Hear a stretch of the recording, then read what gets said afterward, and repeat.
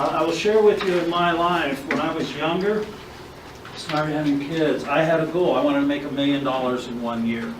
And I was working all the time. I wasn't home. I wasn't seeing my kids. I was stressed out. I didn't do anything but work. And then one day I sat down and I thought, this isn't any fun. It wasn't for me anyway.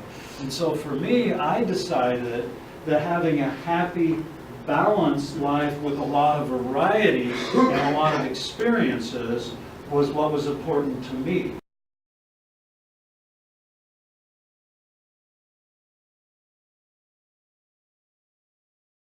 The definition of success is the foundation and the filter that you run every decision through. Because if you say, this for me is success, then every decision you make, you have a way to measure and say, is this the right thing for me to do? Is it going to help me get closer to success as I define it? Or is this going to be a distraction and pull me off? Okay? Don't commit to doing things is because they're afraid of failing. And I want to emphasize this. Don't buy into the platitude that there's no such thing as failure. There's a lot of failure in life. The other limiting factor is perfection. Any perfectionists in the room? Okay. So the key here is it's just not being a perfectionist. It's the idea that I can't take on something because I can't do it at this level, so I'm not going to do it. I have a friend that is a triathlete for years and years and is very successful at it. I was talking to her a while back and said, are you going to enter the Boise Half Ironman triathlon? She said, no. And I said, why not? She said, because I can't win. I don't do anything I can't win at. And I thought, sad. She thought it was being pretty smart aleckly, but I thought, oh, how sad. I wonder why that is. And because if she couldn't win at it, she wasn't going to participate in it. Based on my definition of success, I had never done anything aerobic, and so I decided that I wanted to do a half Ironman. Actually, I decided I wanted to do a triathlon because I wanted to find out if I was mentally and physically tough enough to do it. All my life, I'd never done anything aerobic. I bought that bike in 2006, started doing biking. My wife was a former triathlete. She got me into swimming. So one day, I wish I could do this, but I can't run. I had knee surgery. The doctor said no running, no basketball, no pounding. So I'm walking along the trail, and I just stopped, and I said, well, wait a minute. What's my definition of success for competing in a triathlon? It wasn't to win it. It wasn't to even be competitive in my age bracket. My definition of success was to see if I was physically and mentally tough enough to complete it in the allotted time. So I said, why don't I walk the run part? So making that change on the definition of success, I had to get over worrying about what the other competitors would think and what the spectators would think when I was walking when everybody else was running.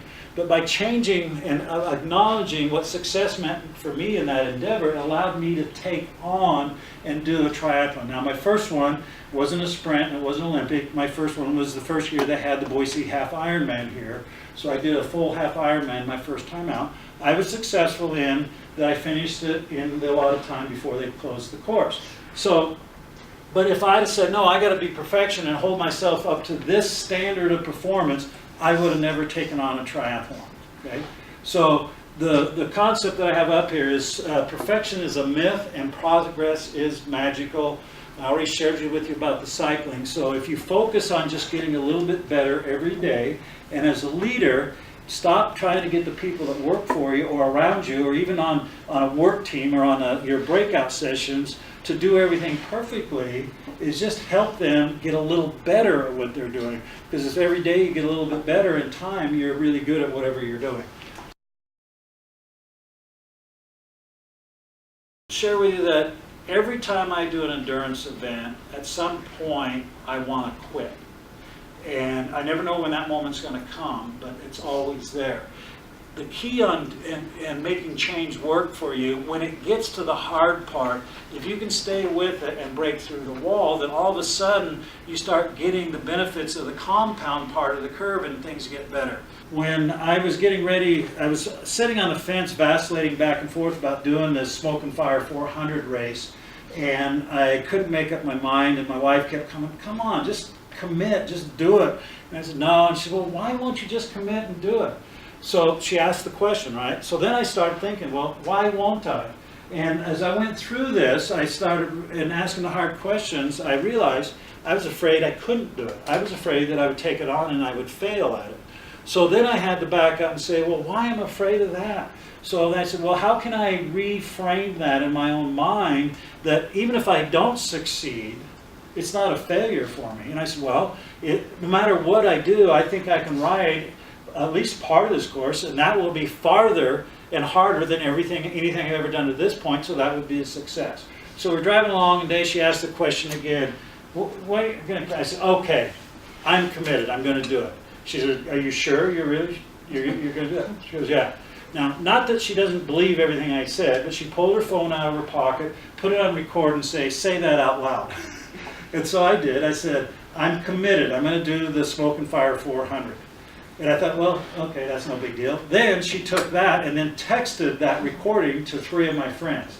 So that at that point, I became committed to do it. And I can tell you, in that race, there was a couple times I really wanted to quit.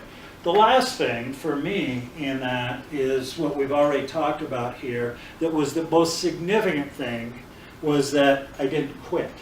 When it got hard and things weren't going like I wanted, I stuck it out as opposed to quitting.